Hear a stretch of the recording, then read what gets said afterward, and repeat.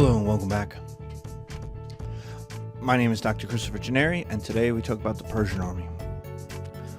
The Persian Army was an imperial army.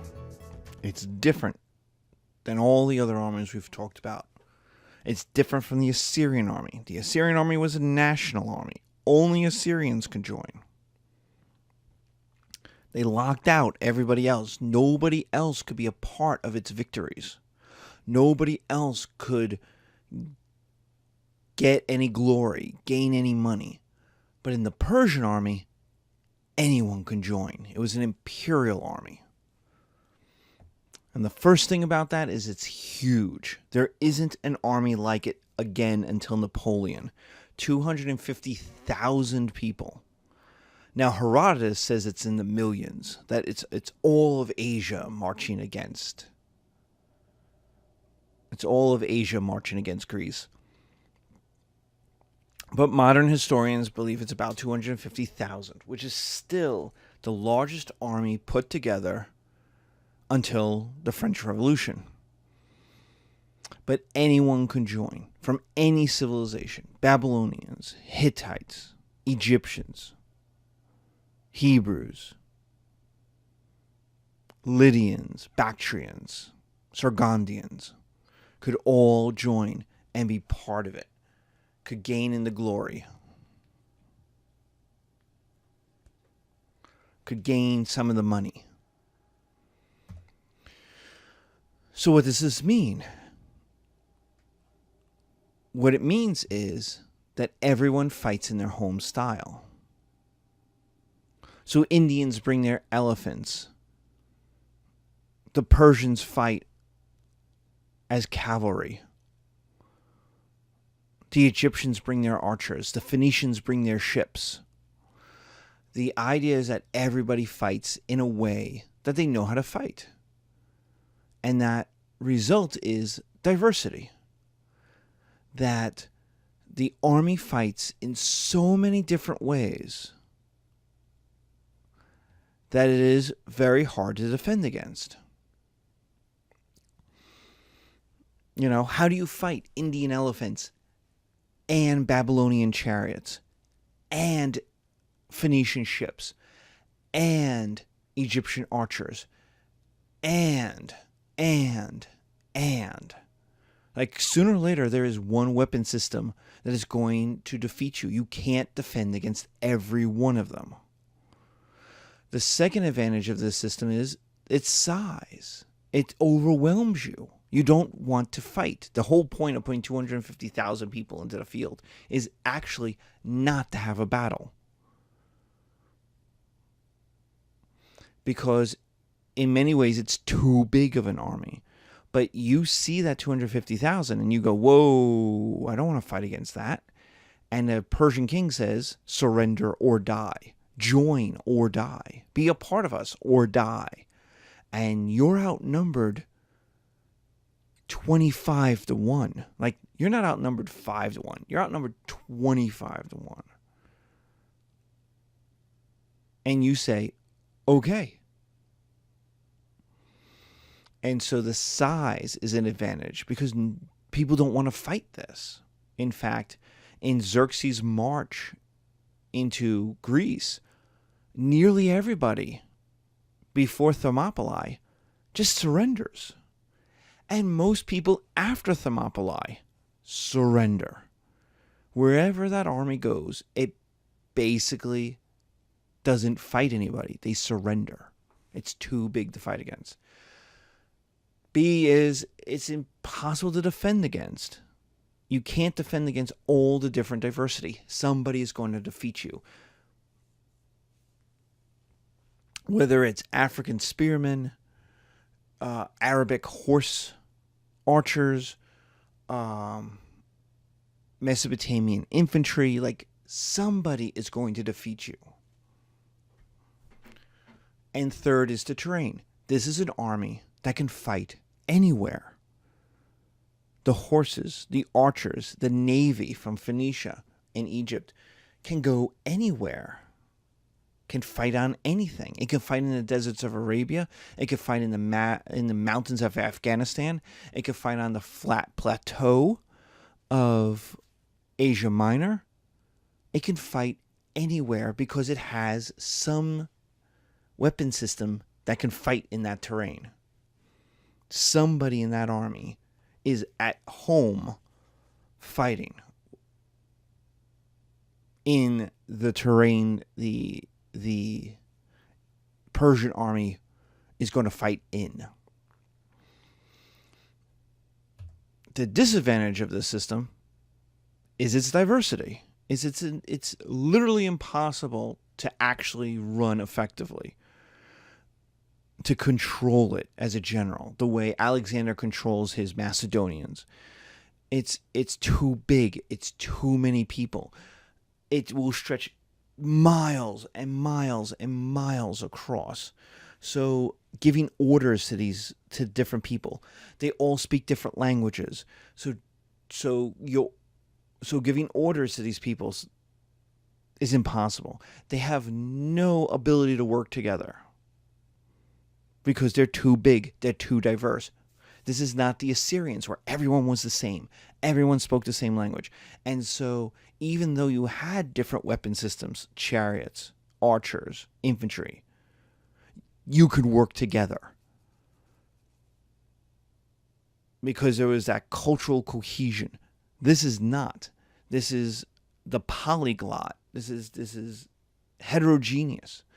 And so basically a Persian general could show up on the battlefield and basically say, charge, like, go, attack.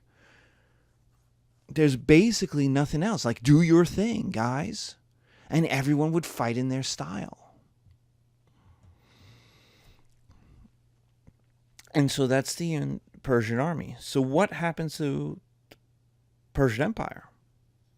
Why does it collapse? Well, in the 400s, 500, in fact, it's 500 BC, there's a revolt against Persia by the Greeks in Ionia, Ionia, way at the edge of the world, at the edge of Lydia's territory in Western Asia Minor. Now, the Persian army easily wins that revolt, puts it down, destroys it. But Athens had gotten involved. And Darius was upset about that. Darius was like, why are you involved in my empire? We have nothing to do with you Greeks. Why are you involved in my empire? Why are you getting involved and helping a revolt? And so we're going to punish Athens. And so he lands an army. He doesn't go. He doesn't bring the entire army. He's just like, this is one stupid little Greek city. I'll send 30,000 troops. They'll win. It'll be easy. So he sends that army, and they have the Battle of Marathon, and they lose. And it is the first time the Persian army ever loses, which means there's a problem of legitimacy. If the Persians can lose to the dinky little Greek hillbillies who live in the mountains, who are poor, what about Egypt? And so Egypt hears this and immediately revolts. They're like, oh, we're Egypt. We're the oldest, richest country in the entire world. But lots of other places start going, maybe we don't have to listen to the Persian king. Maybe the Persians aren't all as cracked up to be as we thought. And so the empire begins cracking up.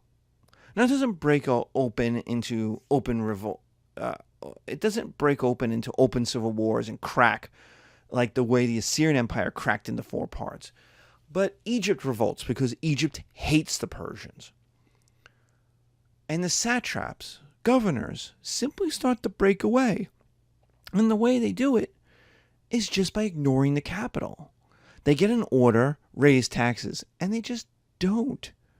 And basically it's implied, come up here. I'm 1,000 miles away. I'm 2,000 miles away. You've got a revolt in Egypt to deal with. I'm in Bactria. I'm in Afghanistan. I don't think you're coming to make sure I pay a little more extra taxes. Or I don't think you're coming up here to make sure whatever rule you just made is going to be enforced. And so they just kind of ignore the capital. Like ignoring emails. You know, you get some emails from your boss and you just like throw them in the trash. You're like, I don't think you're gonna make a big deal out of this. And, you know, I can ignore the first couple. Oh, I just didn't get them. You know. And so satraps start not acting like kings, but just acting like independent governors, doing their own thing.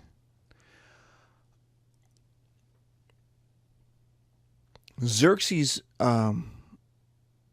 invasion of Greece in 480, in 479, and his defeat at Salamis and then Plataea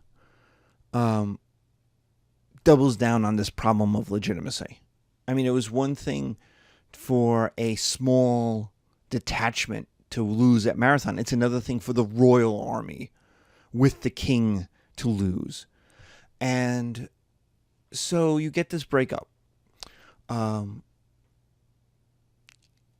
the end of the 400s, at the end of the Peloponnesian War, so we're going into 400, 399, Cyrus the Younger, a young, charismatic son of a Persian king, revolts against his older brother, and he hires Greeks to do it. And they win. He marches down, all the way down to Babylon, with an army made up of various different peoples, but the core of them are Greek phalanx infantry. And they win. But Cyrus dies in battle. And what this equals is the story, one of the great adventure stories of all time, Xenophon's Anabasis, the march up country. The story of how a group of 10,000 Greek mercenaries, under a Persian revolutionary upstart, march from Lydia all the way to the heart of the Persian Empire, and then get out. That's the march up country. They go up the rivers, over the Tarsus Mountains. They get out of the Persian Empire, all without ever being defeated. And there's the most famous scene where they finally see the sea. Now, the Greeks are a seagoing people. They live on a peninsula.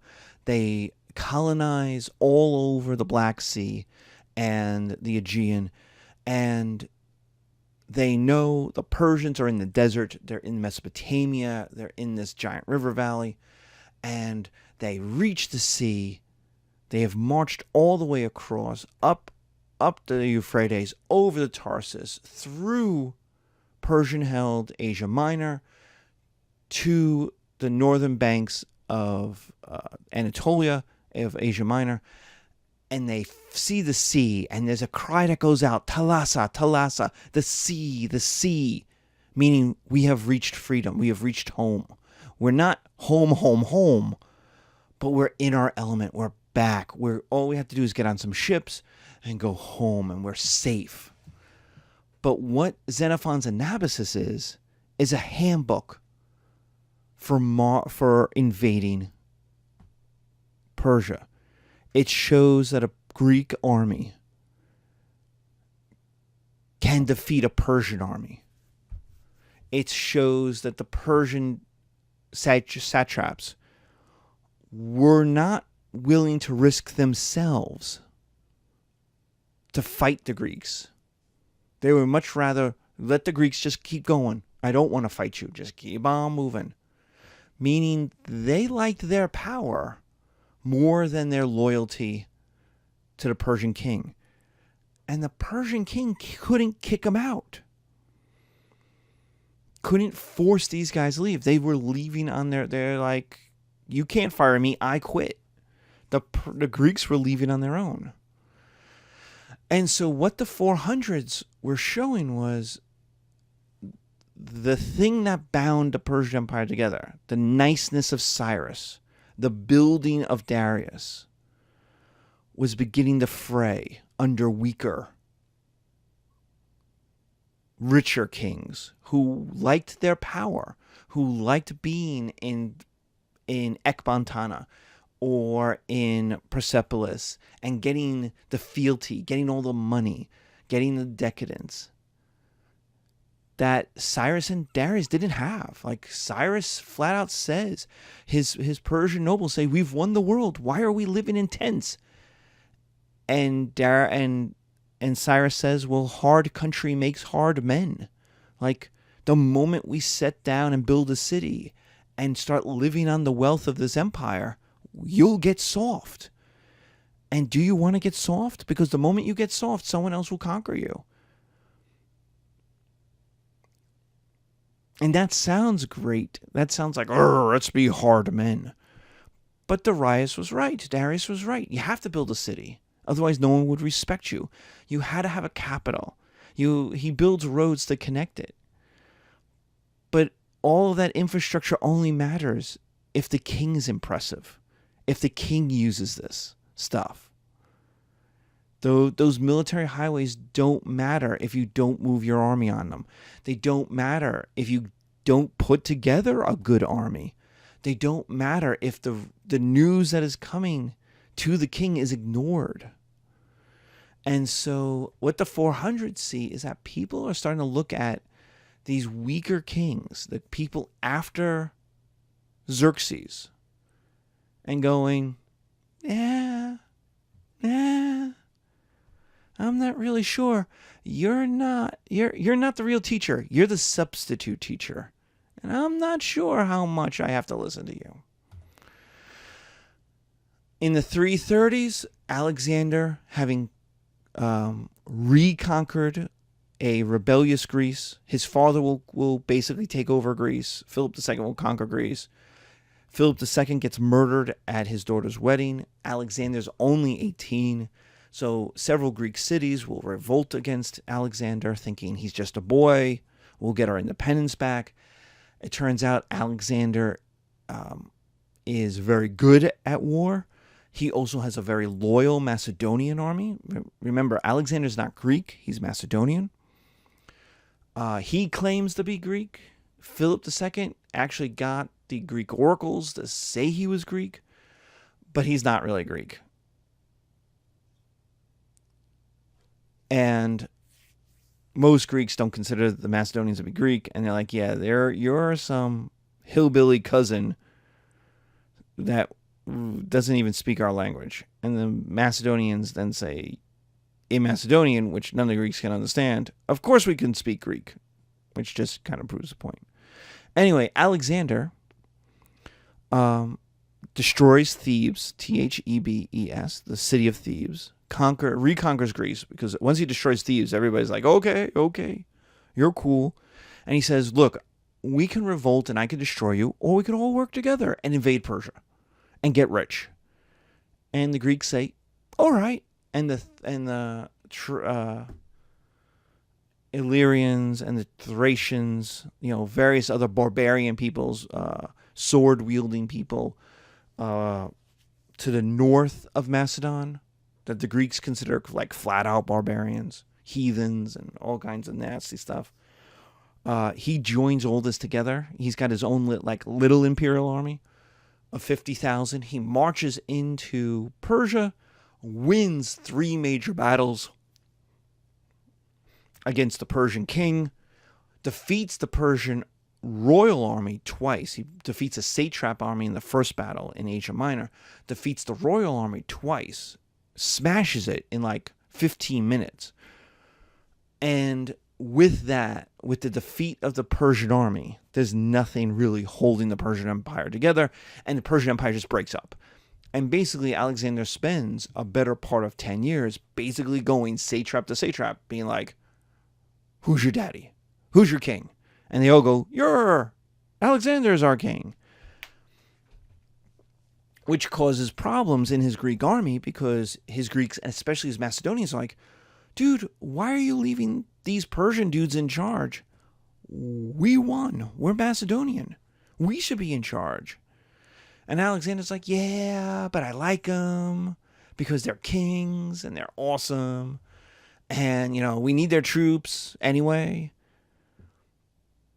And so Persians and all these people just start joining.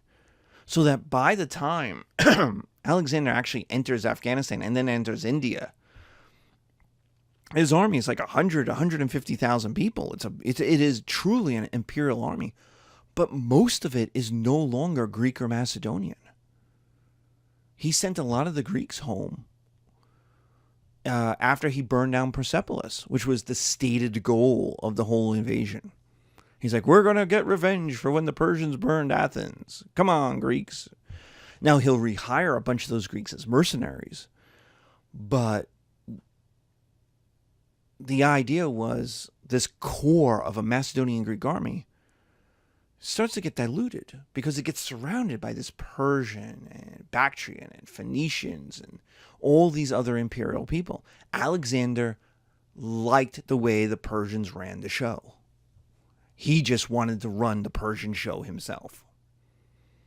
He liked being king of Persia. He liked being king of Macedon. King of Macedon was nice. King of Persia was kind of better because it was more people and more money. Pharaoh of Greece, he loved. I mean, everybody loves being Pharaoh because you get to be a god of the richest place on earth. He loved that. He did not like being head of the Greek League of Allies, because there's nothing more terrifying than Greek lawyers who are going to argue about contracts. And so Alexander defeats the Persian army. The Persian Empire begins to break up. And in the end, Greek culture, Greeks replace Mesopotamian culture. Greek culture replaces Mesopotamian culture. The culture we've talked about for 4,000 years, 8,000 years, ever since kings built walls in Sumer, is replaced by the values, by the theater, by the stories, by the army, by the language of Greeks. And Greek culture, as crazy as it sounds, becomes Middle Eastern. Middle Eastern culture becomes Greek, and will be for 1,000 years, until the Arabs kind of erupt out of Arabia. But for about roughly 1,000 years, the Middle Eastern world was European, was part of Europe. Mesopotamia is part of Europe. Egypt is part of Europe. Asia Minor, Anatolia, is going to be settled by Greeks. The land of the 1,000 cities, I think, is what the Romans end up calling it. Or the 500 cities. Because there were so many Greek cities. Like, Asia Minor completely becomes Greek and European and stops being Hittite or Mesopotamian at all. And so you get this replacement of Mesopotamian culture by Greek culture, European culture. And that's where we will end. And that is the Persian army and the end of the Persian Empire. Thank you.